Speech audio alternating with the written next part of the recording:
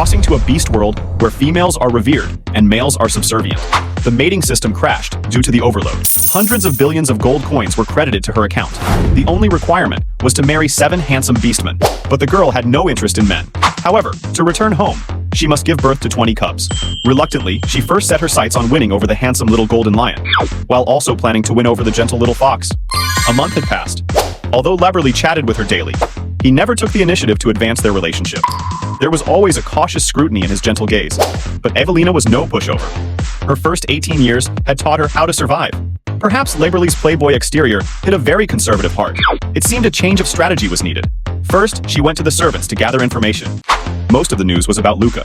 It was said that the master and the princess would marry this month. But the princess, who originally adored the master, ran away in tears after learning last month that he was infertile and never returned since. Evelina quietly sat aside, enjoying the gossip. To be noticed by the princess, Colonel Luca must be excellent, right? Indeed, the master is definitely the best among the princess's 17 mates. The unfamiliar number nearly choked her. But looking at the servant's natural expression, she realized her own perspective was too narrow. The servant thought she was upset by this. Don't be sad. You are the first woman the master brought home. He must like you very much. But Evelina felt a bit awkward and quickly explained, "We have no such relationship. Besides, it sounds like the colonel and the princess are a perfect match. I wish them happiness." Though she said this, she felt a bit uneasy. Leaving behind the nutritious but unpalatable supplement, she prepared to leave and rest in her room. But as soon as she turned, she found Luca standing behind her. He had actually heard their discussion earlier, planning to interrupt. But when the topic shifted to him and Evelina, he inexplicably stopped. Recalling the girl's well wishes, the words stuck in his throat. "Do you dislike the supplement?" "It's not that. I just don't have much appetite." "Are you comfortable here?" "Everything is fine, thank you. No need to be polite."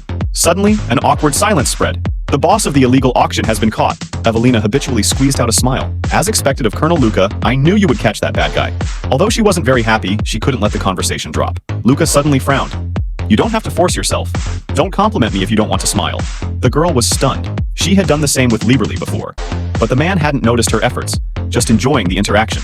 Unexpectedly, it was Luca, whom she rarely saw, who saw through her. Her face flushed. Fortunately, Luca tactfully changed the subject. He handed her a necklace. "I found this at the boss's place. It has your scent, so I brought it back." "Thank you, Colonel. Call me Luca, like you call Leberly." The man's golden eyes sparkled under the sunlight. The girl was momentarily dazed. After a long time, she still hadn't called his name, and the man's eyes dimmed slightly. "About that night, I want to talk to you."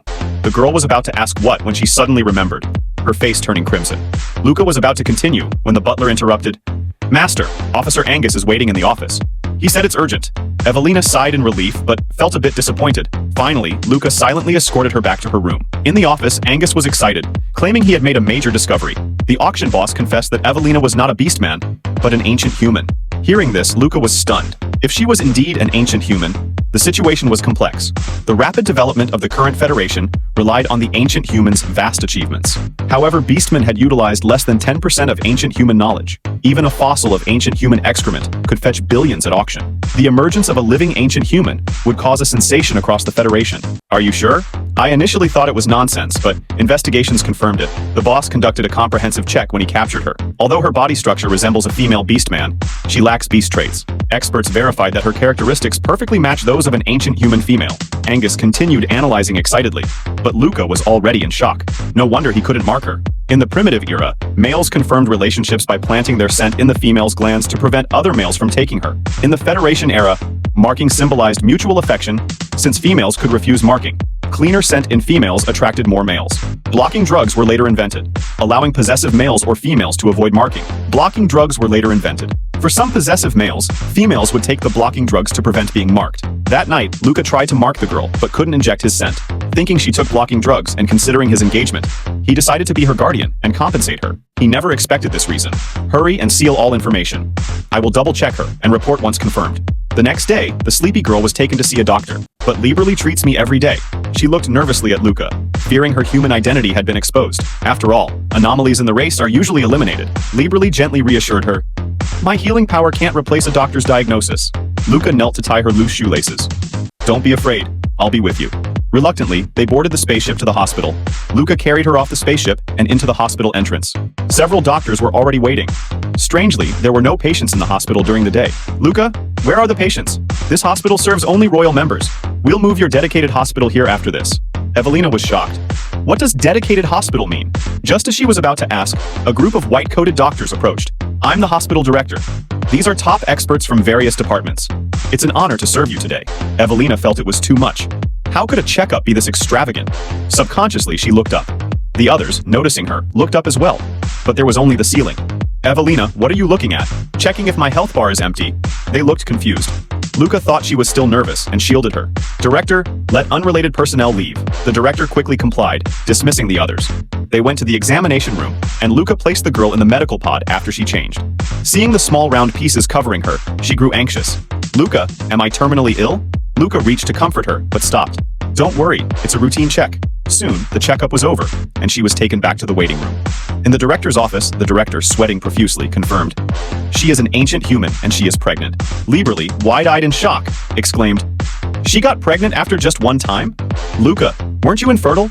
Did you secretly cheat with her again? Unbeknownst to him, Luca was also shocked. Due to prolonged exposure to radiation, he believed he had lost fertility. Beast females were generally difficult to impregnate. Even his highly fertile mother conceived him 5 years after marriage. He never imagined the girl would get pregnant, trembling with excitement. Lieberly's face darkened. The director sighed. Although she is highly fertile, her body is unfit for pregnancy. Malnutrition has left all her indicators far below healthy standards. She might have experienced severe trauma before. Luca remained silent, clenching his fists. Lieberly angrily slammed the table. Damn it, don't let me find out who did this. Luca struggled to control his emotions. Evelina seems to have lost her memory. Will it harm her brain? I can't give a definitive answer. I suggest consulting the Ancient Human Research Center. They specialize in ancient humans. Luca immediately refused. The research center, under another country, would put her beyond his protection.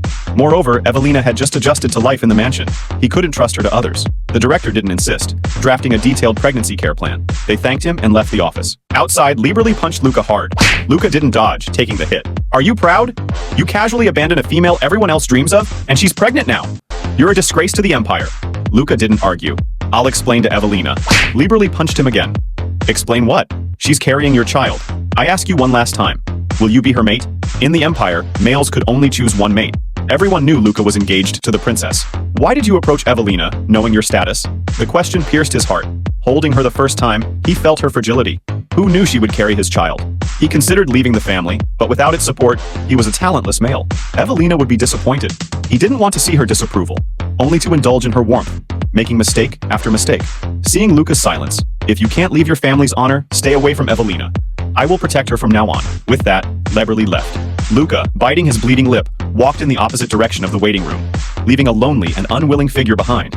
In the waiting room, Evelina slept peacefully. She dreamed of a lion chasing her. After escaping, little lions appeared, acting cute and clingy. Just as she was about to pick one up, she felt a lick on her neck. Startled, she woke up. Seeing the familiar handsome face, Lieberly softly asked, Evelina, are you okay? Evelina didn't answer, wondering where Luca was. Lieberly's smile stiffened. He's seeing a doctor. He has a mouthless disease, it's almost too late. He then gently asked, Evelina, can I be your mate?